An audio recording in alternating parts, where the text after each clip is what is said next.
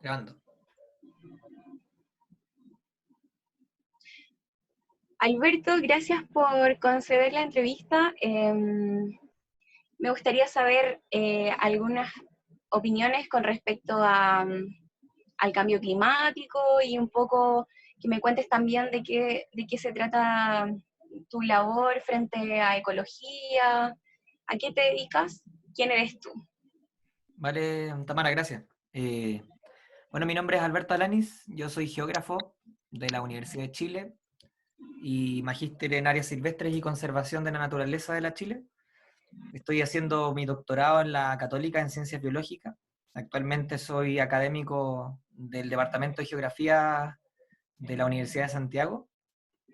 Y más o menos lo que yo hago en realidad tiene que ver con los impactos, bueno, en relación al cambio climático particular, impactos del cambio climático frente a algunos procesos eh, a nivel ecológico, como son la distribución de las especies, interacciones ecológicas. Y mi área de investigación principal tiene que ver con ecología espacial, ya que está vinculado con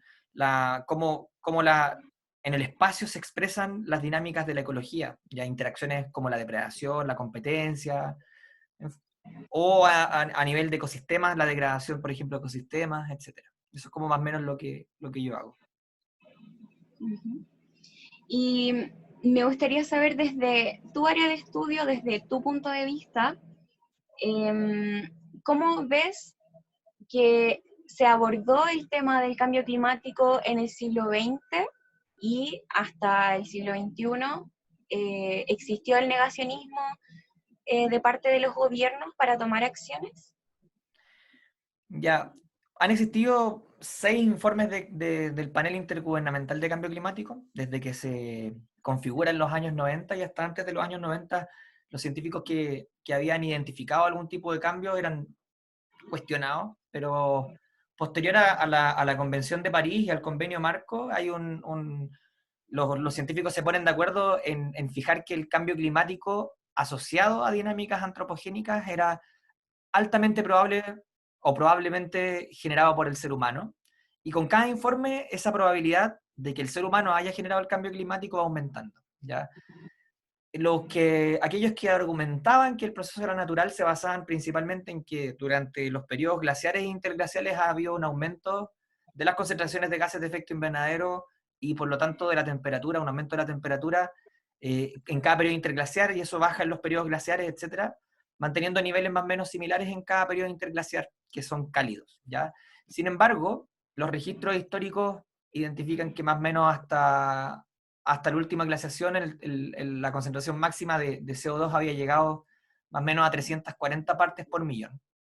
Y actualmente nosotros tenemos concentraciones superiores a las 444 partes por millón, lo cual supera los registros históricos del Cuaternario. Ya hablamos de concentraciones que no tienen que ver con periodos glaciares e interglaciares y que serían más similares a concentraciones que se tenían en el Mioceno, por ejemplo, donde había un clima distinto, una configuración de los continentes diferentes, y por lo tanto escapa a los procesos naturales. Es decir, que sí, el cambio climático es generado por el ser humano y eso se acepta ya casi como una verdad absoluta en los últimos, por lo menos 3 o 2 informes del IPCC. Uh-huh. Y a pesar de todo esto, ¿tú crees que Chile tuvo las herramientas para tomar acciones antes sobre el cambio climático? En el caso de Chile, lo que pasa es que la política ambiental chilena es una política reciente, ya a partir de los años 90 y principalmente sujeto a la Convención Marco y al Convenio de Diversidad Biológica, al CDB, que es la Convención de Río.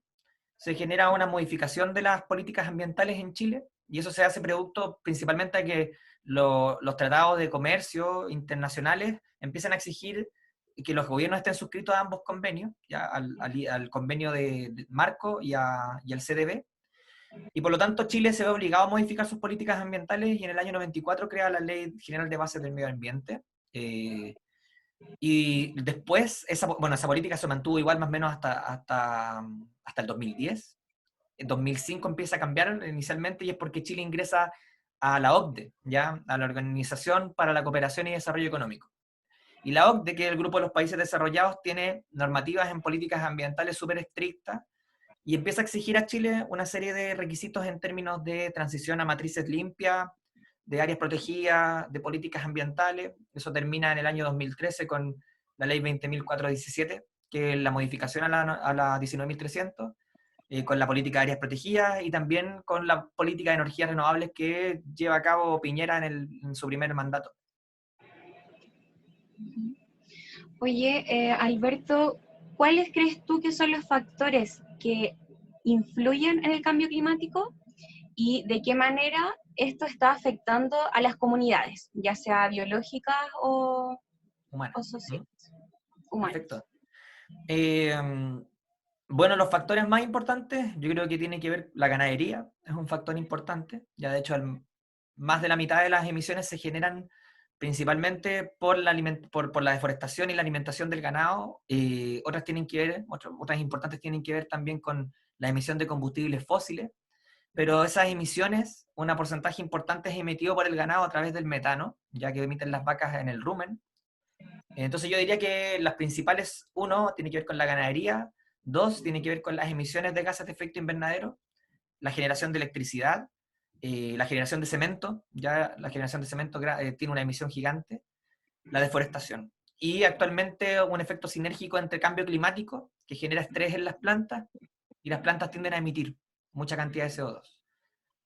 ¿Y cómo afecta eso a las comunidades? Bueno, las comunidades biológicas cambian sus patrones de actividad, sus patrones fenológicos, por ejemplo, que son sus periodos de actividad durante el año y durante el día, por cuestiones de calor, extremo calor.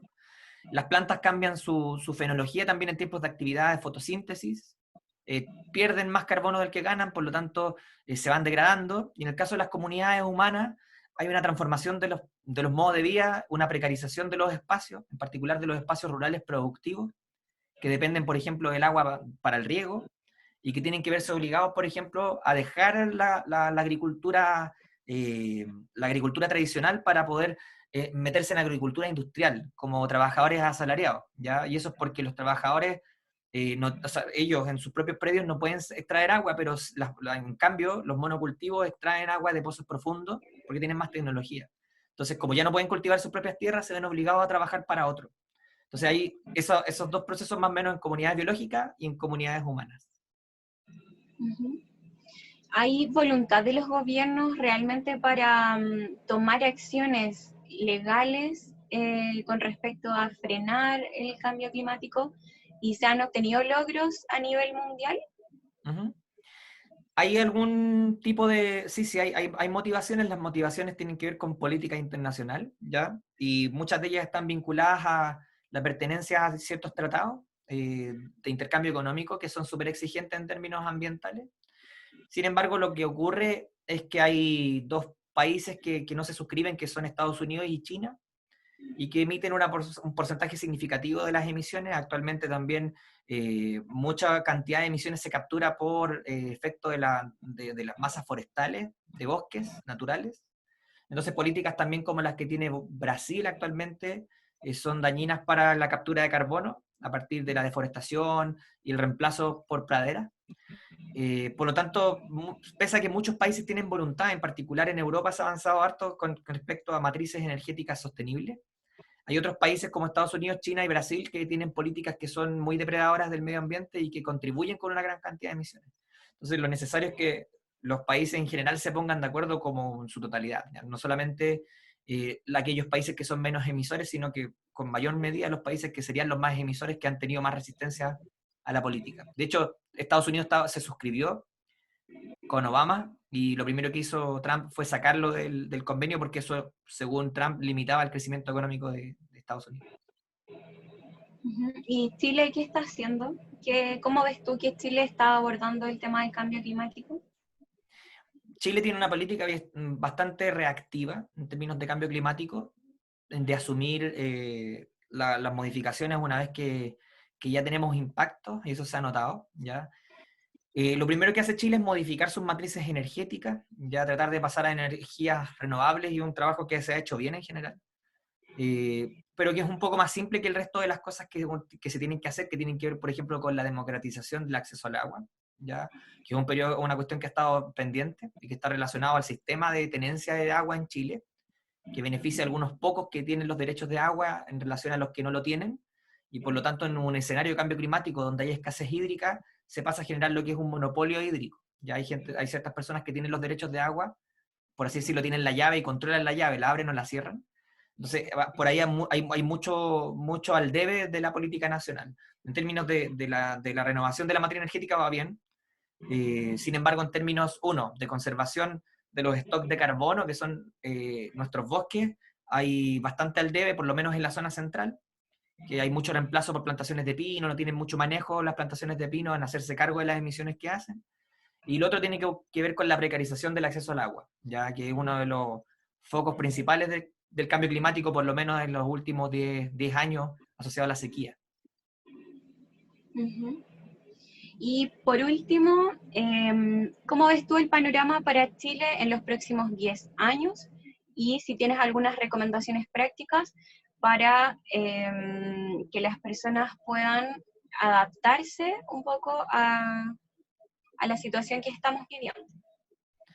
Eh, Chile tiene un panorama bastante variado en términos de cambios futuros asociados al cambio climático. Cambios que están ocurriendo. Ya uno piensa que el cambio climático va a llegar en 50, 100 años, pero muchos de los cambios ya se están apreciando. Hay trabajos publicados por la Universidad de Chile, por el Centro de Cambio Climático y Resiliencia, de Clima y Resiliencia, el CR2, en particular trabajos de la investigadora de Maiza Rojas, que identifican que por lo menos en términos de precipitación, muchos de los cambios ya se están experimentando, se estarían experimentando en los próximos 10 años. Ya lo hemos visto por lo menos en los últimos 10 años en la sequía de la zona central, lo que se ha calificado como la mega sequía. En la zona sur se espera que haya un aumento de las precipitaciones líquidas, sin embargo eso igual es un problema, aumento de las precipitaciones líquidas por un aumento de la temperatura. Sobre todo en las zonas donde están localizados los campos de hielo norte y campos de hielo sur, eso como uno identificará, el agua genera un proceso de fusión del hielo, por lo tanto podríamos hablar de futuros de hielo asociados a este aumento en la pluviosidad. En la zona norte se espera un aumento también en las lluvias estivales, producto del monzón, el monzón altiplánico, o mal llamado invierno boliviano. Es decir, que también podríamos esperar en la zona norte un aumento de los aluviones, eventos de estas precipitaciones súper extremas. Por lo tanto, hay una intensificación de los fenómenos climáticos en Chile. Y ahí Chile va a tener que lidiar con eso por lo menos en los próximos 10 a 15 años. ¿Y qué debiéramos hacer? Yo creo que hay dos líneas importantes de acción. Una tiene que ver con una línea de acción individual de cada uno cada uno de nosotros, y el otro tiene que ver con una línea de acción gubernamental. En términos individuales, es necesario entender que los causantes del cambio climático somos nosotros, por lo tanto, como individuos, primero, porque mucho de lo que se utiliza o de la oferta está determinada por la demanda de recursos naturales o de ciertos beneficios, ¿ya? En particular el consumo de carne. Ya el consumo de carne es vital reducirlo para evitar el aumento en la deforestación, que son los principales capturadores de carbono. Por otro lado, las emisiones de metano que generan las vacas, es decir, que comer carne, y en particular carne roja, aunque en realidad todos los recursos de carne están bastante saturados, debería ser lo primero que deberíamos reducir, tendiendo a eliminarlo, ya en un futuro no muy lejano. Es decir, pasar a una dieta basada en plantas. Eso es el mayor impacto. El mayor impacto. De hecho, si tú dejas de comer carne, equivale a dejar de usar el auto de por vida. Nunca más subirte a ningún auto. Como que vivieras en bicicleta toda tu vida solamente por dejar de comer carne, en este caso carne roja. Lo otro tiene que ver con tus hábitos, por ejemplo, de reutilización, de contaminación de contaminación, utilización de productos, plásticos, vidrio, que contribuyen, si no bien al cambio climático, sí a la degradación de los ecosistemas que se hacen cargo de la captura de carbono, ¿ya? El plástico afecta a los ecosistemas marinos, y que finalmente termina permeando en nosotros mismos, que nos comemos los microplásticos que quedan en las especies. Entonces también adoptar una visión personal de reutilización, primero reducción, reutilización y reciclaje. Eh, Control de natalidad también. O sea, lo ideal es no tener más de un hijo, en lo posible no tener ninguno, pero uno ya es una cantidad razonable para que se mantenga la cantidad de población o incluso baje. Si pensamos que de 2 personas sale solamente un hijo, eso tendería a llevar a una reducción de la población, ¿ya? Porque somos muchas personas, muchos. Y en términos gubernamentales, la política nacional debería tratar de preocuparse por democratizar el acceso a los recursos que van a ser más escasos, como el agua. Debiera hacerse. Por lo tanto, es necesario un cambio en la Constitución que asegure el acceso al agua y no el agua gestionada por privados. ¿Ya? Eso es un problema. El otro tiene que ver con las sanciones ambientales a quienes generan degradación o que no se hagan cargo por su huella de carbono, como las forestales. ¿Ya?